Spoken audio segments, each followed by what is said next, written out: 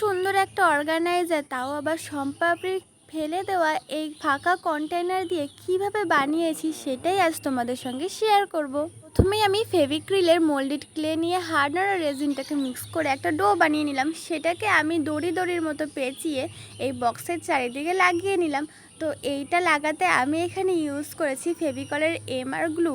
তোমরাও পারলে এই গ্লুটা দিয়ে ইউজ করো, কারণ এই গ্লুটা দিয়েই আমরা সহজেই কোনো কিছু খুব হার্ডভাবে স্টিক করতে পারি। তো আমি এই গ্লুটাই সবসময় ইউজ করি।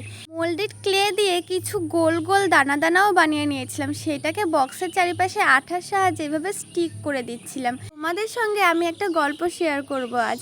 কিছুদিন আগে 2023-এর ডিসেম্বরে আমি গিয়েছিলাম মধ্যপ্রদেশ। সেখানেই সকালবেলায় নদীতে গিয়ে আমি পেয়েছিলাম এই ছোট্ট ঝিনুকটা। ওই দিনই বিকেলবেলা আমি ঝিনুকের খোঁজে বেরিয়ে পড়েছিলাম।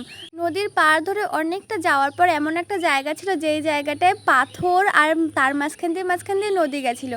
তো সেই জায়গায় আমি অনেক ঝিনুক আর শামুক দেখেছিলাম। সেখানেই আমি অনেক ঝিনুক আর শামুক কালেক্ট করেছিলাম। এগুলো কালেক্ট করতে আমার ছোটো বোন আমাকে অনেক হেল্প করেছে। তো ওগুলো কালেক্ট করার সময় আমার মাথায় ঘুরছিল যে এগুলো আমি বাড়ি নিয়ে আসবো আর নিয়ে এসে কিছু অবশ্যই বানাবো।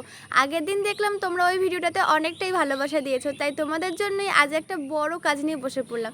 ঝিনুকের সঙ্গে গ্লু যখন সুন্দরভাবে স্টিক হয়ে গেছে তখন আমি ইউজ করেছি জেসোর একটা হোয়াইট কোট। জেসোর কোটটা শুকিয়ে যাওয়ার পর আমি এখানে পার্পলের একদম লাইট একটা শেড ইউজ করেছি, আর এই কালারগুলো আমি অ্যামাজন থেকে পারচেস করেছিলাম। তোমরা যদি চাও তাহলে আমি প্রোডাক্ট লিঙ্ক দিয়ে দেবো। আর তোমরা যদি চাও তাহলে ফেভিক্রিলের প্যাস্টেল অ্যাক্রিলিক কালার বলে সার্চ করতে পারো। 6টা শেড থাকে আর প্রত্যেকটা শেডই খুব কিউট কালার হয়। আমার তো খুব ভালো লেগেছে। এরপরে আমি আবার অর্ডার করতে চলেছি।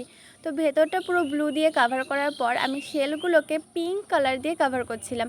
দেন দেখলাম সবগুলো পিঙ্ক কালার দিলে ভালো লাগবে না, তাই ভেতরে আরেকটু পার্পল দিচ্ছিলাম।